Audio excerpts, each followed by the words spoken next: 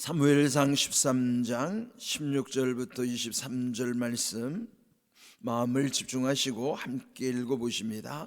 사울과 그의 아들 요나단과 그들과 함께한 백성은 베냐민 게바에 있고 블레셋 사람들은 믹마스에 진쳤더니 노략군들이 세대로 블레셋 사람들의 진영에서 나와서 한 대는 오브라기를 따라 수알 땅에 이르렀고 한 대는 벳오른 길로 향하였고 한 대는 광야 쪽으로 스보임 골짜기에 내려다 보이는 지역길로 향하였더라.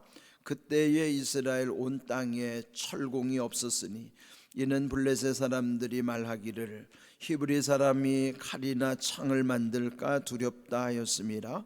온 이스라엘 사람들이 각기 보습이나 삽이나 도끼나 괭이를 버리려면 블레셋 사람들에게로 내려갔었는데 곧 그들이 괭이나 삽이나 쇠수랑이나 도끼나 쇠째찌기 무딜 때에 그리하였으므로 싸우는 날에 사울과 요나단과 함께한 백성의 손에는 칼이나 창이 없고 오직 사울과 그의 아들 요나단에게만 있었더라. 블레셋 사람들의 부대가 나와서 믹마스 어귀에 이르렀더라. 아멘. 여기 오늘 읽은 13장에서는 이스라엘이 블레셋과의 전쟁을 하는 내용이죠.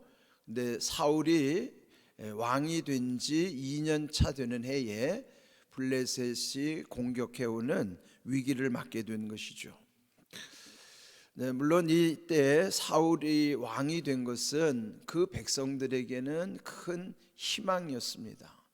이제 그들이 주변의 나라들의 왕을 세운 것처럼 또 하나님께 왕을 세워달라고 요청을 했기 때문에 그 백성의 요구를 들어주시긴 했지만 사실 하나님의 마음은 하나님 자신이 그들에게 왕이시기 때문에 그들이 왕을 세우는 것에 대해 기뻐하지 않으셨습니다.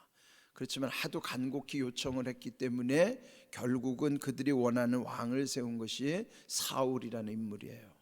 그렇지만은 오늘 이 읽은 13장에 보면은 사울이 블레셋과의 전투에 앞서서 사무엘 선지자가 오기 전에 그 기다리지 못하고 조급한 마음에 사무엘이 행해야 되는 번제를 왕이 대신을 하게 된 것이죠. 왕이 번제를 드릴 수는 없는데 그러나 사무엘 선지가 늦게 오는 것을 때문에 결국은 서둘러 그리하게 된 것이죠. 근데 결국은 그 일로 인하여 하나님께서 이 사울을 버리게 되는 그런 불신앙의 또 내용인 것입니다. 그런데 이제 오늘 읽은 말씀에는 마침내 블레셋이 이스라엘에 쳐들어오는 내용이에요. 16절 읽은 내용에 보면은 특별히 17절에 그 노략군들이 세대로 진영을 나누어서 이스라엘로 넘어오는 내용이 있죠. 이때 상황 속의 19절을 보면은 그 블레셋의 특공대들이 먼저 이제 난입하게 되는 것이죠. 이 전쟁 상황에서 그러면 그때 이스라엘은 어떤 형편이었는가? 19절 그때에 이스라엘 온 땅에 철공이 없었으니 이는 블레셋 사람들이 말하기를 히브리 사람이 칼이나 창을 만들까 두렵다 하였음이라. 그런데 당시는 철기 시대니까 블레셋도 이스라엘도 보통 이제 철 연장을 사용을 했었죠. 그렇지만은 그 기술은 블레셋이 독점하고 있기 때문에 이스라엘은 철을 사용하기는 하지만은 철을 다룰 수 있는 기술이 없던 것이었어요. 그래서 특별히 여기 19절에 보면은 이스라엘에는 철공이란 그 철을 다루는 그 기능공들이죠. 기술자가 없었다. 왜 그랬는가? 블레셋 사람들이 말하기를 이 이스라엘 사람들 히브리인들에게 그들이 이 철 다루는 기술을 주게 되면은 혹시나 칼이나 창을 만들까, 그러니까 무기를 만들까 두려워하여서 무기를 만들지 못하도록 원천 기술을 허락하지 않은 거예요. 그럼 어떻게 합니까? 필요할 때마다 블레셋에 가서 사다 써야 되고, 또 고장이 나면 가서 고쳐와야 되고, 이제 그러는 것이죠. 예속될 수밖에 없는 거예요. 20절, 온 이스라엘 사람들이 각기 보습이나 삽이나 도끼나 괭이를 벼리려면 블레셋 사람들에게도 내려갔는데 그랬어요. 여기 나오는 여기에 있는 도구들은 다 무기가 아니라 농기구들이에요. 그러니까 농사 짓는데 사용되는 그 철 연장들은 그 쓰다 보면은 무뎌질 수 있잖아요. 그러면은 벼린다는 건 뭐예요? 무딘 연장을 갈아서 날카롭게 예리하게 만드는 것이죠. 여러분도 이제 가끔 집에서 쓰는 그 부엌칼도 그게 무뎌지면은 그거를 갈아와야 되잖아요. 근데 그런 것처럼 그들이 그걸 다룰 수 있는 기술이 없으니까 무뎌질 때마다 그들은 결국 블레셋 사람들에게로 내려갈 수밖에 없었다 하는 거예요. 그들을 의지할 수밖에 없는 거예요. 또 21절에도 보면은 곧 그들이 괭이나 삽이나 수스랑이나 도끼나 쇠채찍이 무딜 때에 그리하였으므로, 여기에 나온 모든 것들은 다 그들이 농사 짓는 데 필요한 농기구를, 그것도 자기들이 만들 수도 없으니까 그냥 사다 쓰고 무디면은 또 가서 블레셋 사람들에게 가서 그걸 갈아달라고 해야 되고, 이제 그 정도로 아주 열악한 현실이었죠. 여러분, 이런 것은 그렇지만 이제 전쟁이 일어나면 어떡하겠어요? 이 농기구라도 들고 가서 싸워야 되잖아요. 그러면 저쪽에서는 병기, 무기, 철로 만든 무기를 들고 싸우는데 여기는 농기구랑 맞선다 그러면은 그 전쟁이 되겠습니까? 이렇게 철저하게 그들은 정치적으로도 위기에 놓여 있지만은 경제적으로도 블레셋의 예속당해 있는 거예요. 이렇게 능력이 안 되면 누군가를 의지할 수밖에 없잖아요. 그러면은 아쉬울 때마다 찾아가서 비굴해질 수밖에 없는 거예요. 이게 개인의 문제도 그렇지만 이게 국가의 문제라고 그러면, 여러분, 우리나라가 이 짧은 시간에 세계적인 이런 기술을 보유하고 또 이 국력이 이렇게 크게 된 게 얼마나 이게 정말 대단한 겁니까? 우리 배후에는 물론 우리의 국가적인 정책이나 노력도 있겠지만은 그렇게 안 하는 나라가 어디 있겠어요? 그렇다면은 그 배후에는 보이는 현상들은 보이지 않는 무언가의 힘이 작동하는 거예요. 우리는 그 보이지 않는 영적 세계에 하나님이 함께 하신다는 걸 믿는 것입니다. 우리나라가 이렇게 단시간에 급속도로 성장해서 세계적인 나라가 되고 이렇게 엄청난 힘을 과시하게 된다는 것은 하나님의 섭리와 하나님의 은혜 아니고는 설명할 길이 없어요. 그렇다면은 이제 지금 우리는 이렇게 경험하지만 옛날 우리가 불과 한 70여 년 전 전쟁을 겪던 그 시대만 해도 우리는 세계에서 가장 가난한 나라, 가장 못 사는 나라, 그래서 결국 주변의 강대국들에게 비굴할 수밖에 없었던 그런 상황들을 우리는 철저히 경험했었죠. 그런데 오늘 이 본문에 보면은 당시 이스라엘과 블레셋의 관계가 그리했다 하는 것이죠. 근데 여기서 오늘 중요한 두 단어가 있어요. 하나는 벼리려면, 그러니까 뭐예요? 예리하게 갈아야 된다는 거죠. 그런데 무디어질 때마다 블레셋으로 내려갈 수밖에 없고 그들에게 아쉬운 소리를 할 수밖에 없는 거죠. 그렇다면 여러분, 물론 이 연장이 예리한 것 중요하지만은 사실 제일 중요한 것은요, 영적으로 예리해져야 돼요. 여러분, 영적으로 무뎌지면요 모든 것이 다 무뎌지기 시작하는 거예요. 그러니까 여러분, 이 영적으로 무뎌진다는 게 뭐예요? 그러면 하나님을 떠나는 거예요. 하나님은 우리의 영이 늘 예리하기를 원한다면, 예리할 때 예자가 한문으로 날카롭다는 거예요. 아주 영적으로 예리해야만 분별력이 있는 것이죠. 그러면 우리가 영적으로 이렇게 예리해지려면은 어떻게 해야 될까요? 성경에는 원리를 딱 두 가지로 강조하는 거예요. 그게 영적으로 예리하다는 것을 우리는 거룩하다고 표현하는 거예요.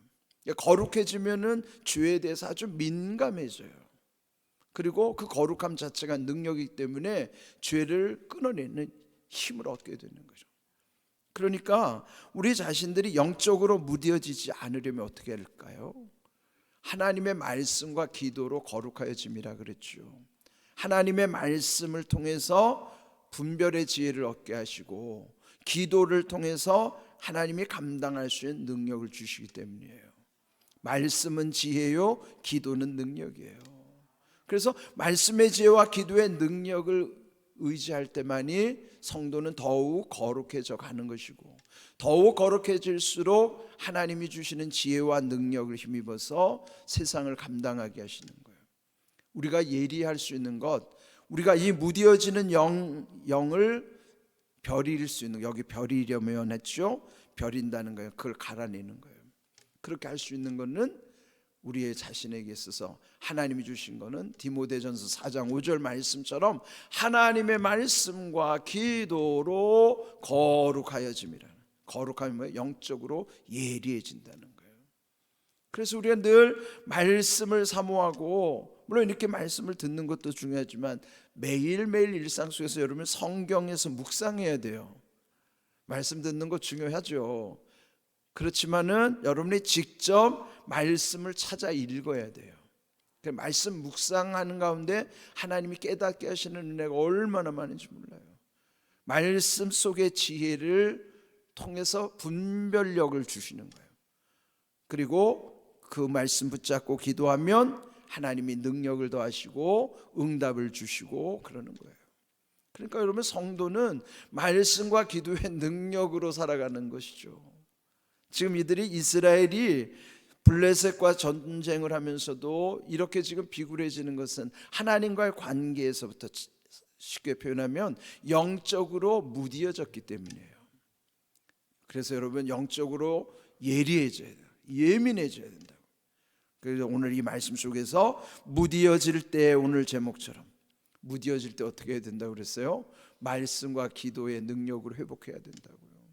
성도는 그 하나님의 말씀, 하나님의 기도, 그게 얼마나 강력한 무기인지 우리가 늘 기도하면서 그걸 체험하며 살아가야 하는 것입니다.